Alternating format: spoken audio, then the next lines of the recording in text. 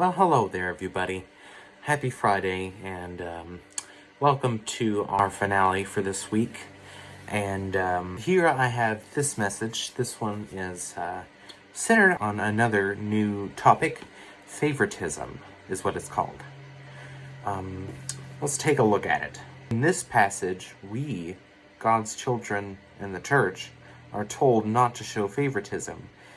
If you read the rest of the chapter, you'll see the author uses the example of a rich man and a poor man. He says if these two men walk into church, we shouldn't treat the rich man as if he's better than the poor man. Favoritism can also speak to many scenarios we struggle with. One that most people our age would struggle with is if two attractive people walked in church one day and one was beautiful and the other wasn't. We shouldn't completely ignore the one we don't find attractive, focusing on and treating the one that looks good as if they are more of a person than the other one. The common thing in both of these situations is selfishness. Instead of viewing people as equals as we should, we let our outward appearance or financial status define them. This is an area we struggle with but don't really view as sin. However, James 2-9 says, if you show favoritism, you commit sin and are convicted by the law as transgressors. As Christians, we should view people as lost or saved. We shouldn't let things such as money, outward appearance, skin color, gender, or race define how we view people. Okay then. This is pretty cool, actually. I find this one pretty interesting, actually.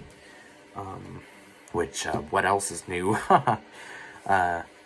So, now, this brings different things to mind because, you have the core theme of equality, right?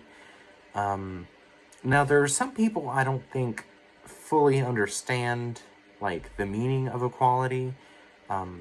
However, some people do. And especially as outlined by the Bible, equality seems to be more of a theme than people thought because, there are things which people would find kind of strange if they saw in the Bible.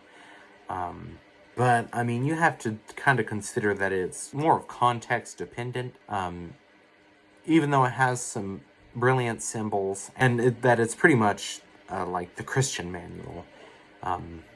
It's written by so many different people that, we kind of have to go by different people's interpretations and perspectives of what was going on in the time. Even back in the Bible, people knew that they shouldn't follow materialism and should have instead strived for something higher, or that would serve them more purpose or meaning in life and beyond life. Even when you have the fundamental favoritism between, maybe two siblings, I just don't really understand it fully because I don't have any siblings, and so I can really only guess here. But the good thing is that I don't need to understand, It's alright, because we all need to be mindful of favoritism and the like, which is certainly more of a logic-based judgment, or just trying to discern which one of these options should I choose, which is a more fulfilling choice. And sometimes it's hard not to exhibit favoritism because, it's something we just feel. You can't change how you feel. You just have to feel it and move on. That's it. And, that's why some people don't like the Bible's judgment of feelings, things like that. People accuse it of a lot of things. There's just so many different ways you could take it, and there's always people who will disagree with you. And I suppose that's the main point, is that we can't have one definitive answer to all of this. And we may have God, but that doesn't mean we as humans can have every answer to all of what's happening, or one definitive moral judgment, because there's so much gray in the world, which it makes it a little more difficult to at least abide by God's standards. And that's why some Christians can be kind of two-faced with faith instead of integrating to become a better person. But anyway, guys, I suppose that's it for me. That's all I can think of to say on this one, and it's kind of convoluted, but I'm really thankful you got stuck in there.